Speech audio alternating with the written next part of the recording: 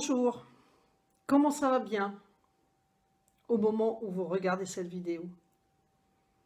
J'espère en tout cas qu'elle va vous inspirer et je vous souhaite la bienvenue au sein de mon univers d'éveil de conscience. Je viens vous parler du stage Communiquer avec bienveillance et j'ai pensé vous mettre en bouche par quelques petites avant-goûts sur le sujet. Communiquer, ça veut dire mettre en commun. Quand est-ce qu'on nous a appris vraiment à mettre en commun? Ni à la maison, ni à l'école, si ce n'est des règles d'autorité, des règles de morale, des règles de limitation, le code de la route et de bienséance, dire bonjour, un minimum de respect des autres et surtout dans les limites, mais pas du tout en ce qui concerne les diverses relations. Il y en a plusieurs des relations. Il y a d'abord la relation au passé et à ses parents. Comment on est en amour avec ses parents, malgré que des fois on peut les détester pour la relation qu'ils nous ont proposée.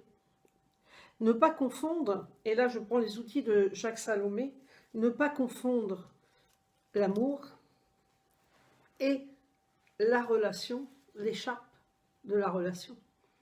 Et l'écharpe, une relation, ça a deux bouts. L'amour, ça n'a pas de bout, c'est un état d'être, l'amour. Mais la relation, c'est quelque chose qui a deux bouts. Et l'important, c'est déjà s'occuper de son bout à soi et de parler à son bout à soi. Donc, malgré que on peut détester ses parents ou bien avoir des ennuis ou bien les aimer et ne pas avoir le courage de remettre en cause certains états d'être, certaines relations, certaines angoisses qu'ils ont pu déposer sur nous, certaines problématiques de leur vie quotidienne que nous avons forcément récupérées puisque nous sommes là. Eh bien, et aussi, nous avons récupéré bien au-delà des parents le transgénérationnel. Donc toute cette relation, elle existe, elle a besoin d'être nettoyée, comprise. Et puis nous avons aussi la relation amoureuse, le couple, c'est une relation extraordinaire de miroir. Et puis nous avons aussi la relation à nos enfants.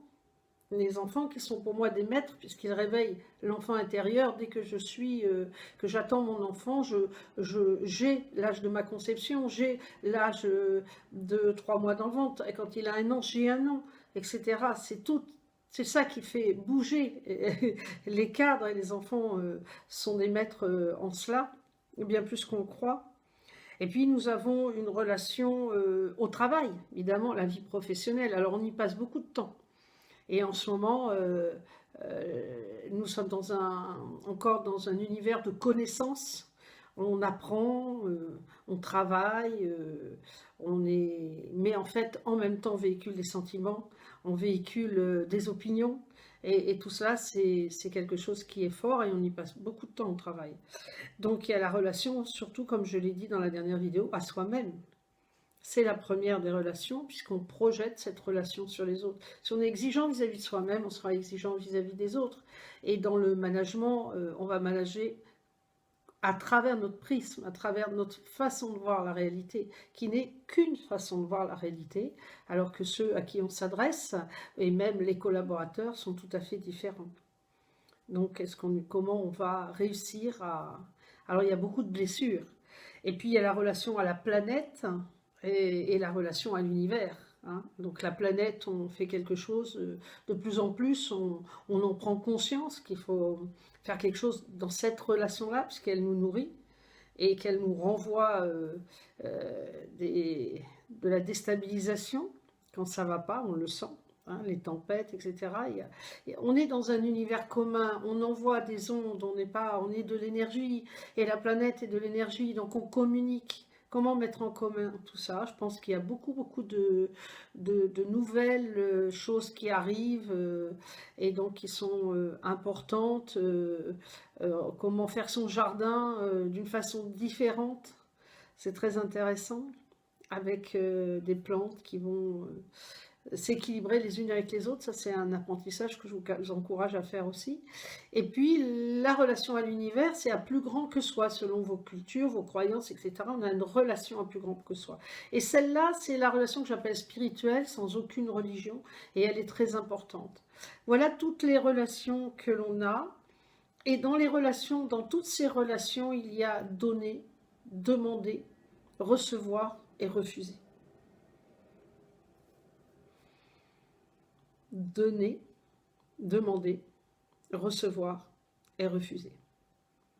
Alors avoir un équilibre dans toutes ces façons d'être en relation, c'est quelque chose qui se travaille de façon à être OK. Par exemple, je vous donne un outil de Jacques Salomé qui a été quand même mon premier maître en communication et que j'ai pu approcher et que j'ai pu travailler selon ses nouveaux éclairages. C'est quand même encore aujourd'hui quelqu'un d'extraordinaire. Et je vous parlerai la prochaine fois de la communication non violente qui aura lieu aussi dans ce stage. Et l'important du stage, évidemment, c'est la pratique, hein, de pouvoir sentir. Donc là, je vais prendre deux petites chouettes et je vais dire que j'ai deux besoins. Comme il l'a souvent expliqué, j'ai deux besoins. J'ai un besoin d'affirmation et j'ai un besoin d'approbation. Il est évident que si je dis non à l'autre, je vais dire oui à moi. Mais en disant non à l'autre, je vais devoir mettre un petit peu à la cave mon besoin d'approbation. Et ça, c'est quelque chose d'extraordinaire comme réflexion à avoir.